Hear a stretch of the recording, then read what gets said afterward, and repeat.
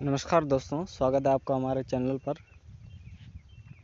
दोस्तों, आप सभी को पता है कि हमारे एक अभी रीट में न्यू टॉपिक जोड़ा गया है NEP 2020। तो उसके बारे में कुछ इम्पोर्टेंट क्वेश्चन मैं आपके सामने लेकर आया हूं जो बहुत ही महत्वपूर्ण है, जो हमेशा एग्जाम में पूछे जाते हैं। तो इनको ज़रा आप ध्यान से देखना।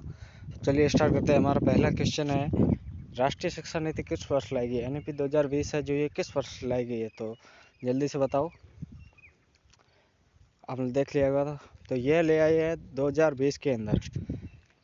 चलिए अब हम नेक्स्ट क्वेश्चन की देखते हैं।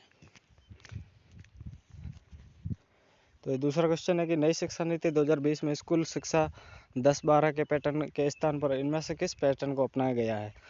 तो ये पहले चलता था 10+2 का 12 का चलता था। इसके अंदर थोड़ा सा परिवर्तन कर दिया गया है। अब इसको नया पैटर्न दिया गया है। आपको यह भी पता होना चाहिए कि ये पैटर्न कौन सा है। तो जल्दी से बताइए कौन सा पैटर्न है। तो ये नया पैटर्न ये वाला है। ये आपका बी है, 5 3 3 4। चलिए नेक्स्ट क्वेश्चन की तरफ देखते हैं।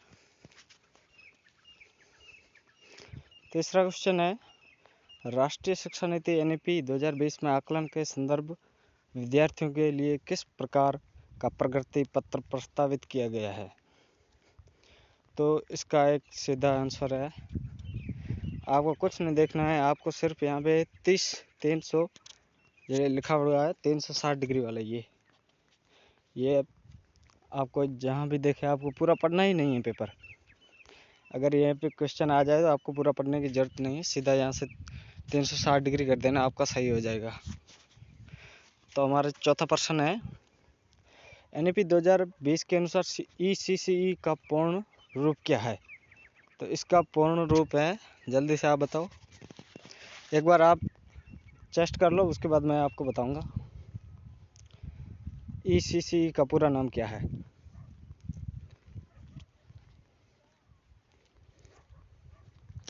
तो इसका पूरा नाम है early childhood continue compress education, यानी इसका पूरा नाम है, ये ऑप्शन ए, ये ऑप्शन ये है, ये आपका पूरा नाम है। तो चलिए हम नेक्स्ट क्वेश्चन की ओर चलते हैं।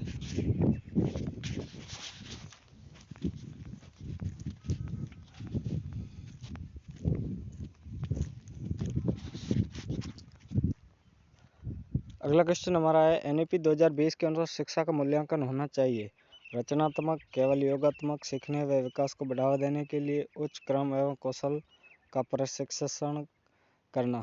तो इसका क्या मूल्यांकन क्या होना चाहिए? एक तो एक होना चाहिए, रचनात्मक होना चाहिए, बढ़ावा देना चाहिए, और ये 1 3 और 4 ये कहाँ पर है? ये डी है। तो इसका आंसर सही होगा डी। चलिए नेक्स्ट क्वेश्चन की ओर। छठा क्वेश्चन है, NEP 2020 में वंचित बच्चों की अधिकता वाले क्षेत्र में छात्र व शिक्षक अनुपात, यहाँ पर आपको दिया गया है कि छात्र और शिक्षक अनुपात कितना होना चाहिए। जो आपके हैं, ये स्थान दिया भी हुआ है वंचित बच्चों की अधिकता वाले, मतलब कम जहाँ पर पढ़े लिखे हैं वहाँ पर शिक्षक और बच्चों का अनुपात होना चाहिए, ये बी वाला, ये सही है। ये क्वेश्चन बहुत ही इम्पोर्टेंट है, जो हर एग्जाम में पूछे जाते हैं, इसलिए मैंने इनको कुछ अपने तरीके से भी देखे हैं, और मैंने भी जब एग्ज़ाम दिया था उसमें भी आए हैं। तो आप इनको अच्छी तरह से पढ़ लेना एक बार। तो नेक्स्ट क्वेश्चन है हमारा, सातवां क्वेश्चन है, NEP 2020 में प्रस्तावित राष्ट्रीय मूल्यांकन केंद्र है। यहाँ ये जो आपको दिए गए ऑप्शन है, ऑप्शन ए है दीक्षा, श्याम प्रभा, स्वयं परख, इनमें से आपको एक मूल्यांकन का देखना है। आपको जल्दी से आप बता दो, वरना मैं बता देता हूँ आपको। तो इसका सीधा सा यही है, दीक्षा। चलिए नेक्स्ट क्वेश्चन की ओर। अगला क्वेश्चन है, निम्नलिखित में से राष्ट्रीय शिक्षा नीति की विशेषता नहीं है। यहाँ पर अगर आपके सामने ऐसा क्वेश्चन आए तो सबसे पहले आप उसको अंडरलाइन करो। जहाँ पर हाँ या नहीं का ऑप्शन दिखे तो वहाँ पे आप सबसे पहले अंडरलाइन करना है, ताकि आपको सबसे पहले आपको क्वेश्चन ये समझ लेना आधा आंसर है, तो आपको जैसे भी हो आपको क्वेश्चन पहले सही तरह से समझना होगा। अगर पर्सन ही आपको सही नहीं समझ आएगा तो उत्तर आते हुए भी आप उसको गलत कर दोगे।